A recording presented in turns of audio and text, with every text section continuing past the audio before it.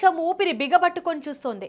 48 గంటల గడువు ముగిసింది. అమెరికా అధ్యక్షుడు డొనాల్డ్ ట్రంప్ విధించిన డెడ్ లైన్ ఖతమైంది. హార్మోజ్ జలసంధిని తెరవకపోతే ఇరాన్ విద్యుత్ కేంద్రాలను బూడిద చేస్తామన్న హెచ్చరిక ఇప్పుడు ఆచరణలోకి వచ్చే సమయం వచ్చింది.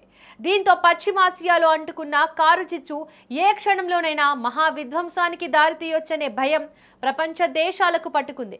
ఇక ఇప్పటికే అమెరికా బలగాలు ఇరాన్ సరిహద్దుల వైపు దూసుకెళ్తున్నాయి. దీంతో ఈ రాత్రి ఏం జరగబోతోంది, ట్రంప్ ది గ్రేట్ డెసిషన్ ఏం తీసుకోబోతున్నారనేది ఉత్కంఠగా మారింది.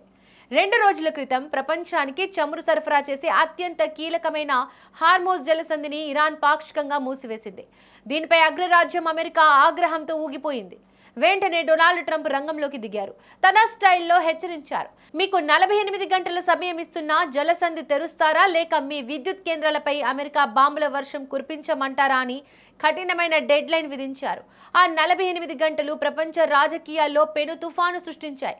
ఐరోపా దేశాలు, రష్యా, చైనా శాంతి కోసం ప్రయత్నించినా ట్రంప్ మాత్రం తన పట్టు వీడలేదు. ఇప్పుడు ఆ గడువు ముగిసింది.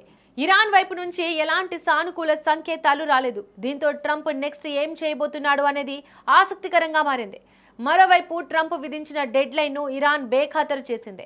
ట్రంప్కు అంత సీన్ లేదని, దమ్ముంటే తమ విద్యుత్ కేంద్రాలపై దాడి చేసి చూపించాలని, ఆ తర్వాత తాము ఏం చేస్తామో కూడా చెప్పకనే చెప్పారు. ఇరాన్ తమ స్థావరాలపై దాడులు చేస్తే హార్మోజ్ జలసంధిని శాశ్వతంగా మూసివేస్తామంటూ హెచ్చరించింది. అయితే ఇదే జరిగితే ప్రపంచ దేశాలు అంధకారంలోకి వెళ్లడం పక్కా. దీంతో అమెరికా కాస్త వెనుకడుగు వేస్తుందా అనేది కూడా చూడాలి. ఇదిలా ఉంటే మరోవైపు ట్రంప్ తను పట్టిన కుందేలుకు మూడే కాళ్లు అనే వ్యక్తి. అలాంటిది ఇతర దేశాల కోసం ఆలోచించి తన ఈగోను పక్కకు పెడతాడా లేదా ఈ రోజు నైట్ ఇరాన్ పై దాడులు చేస్తాడా అనేది $1 బిలియన్ ప్రశ్న.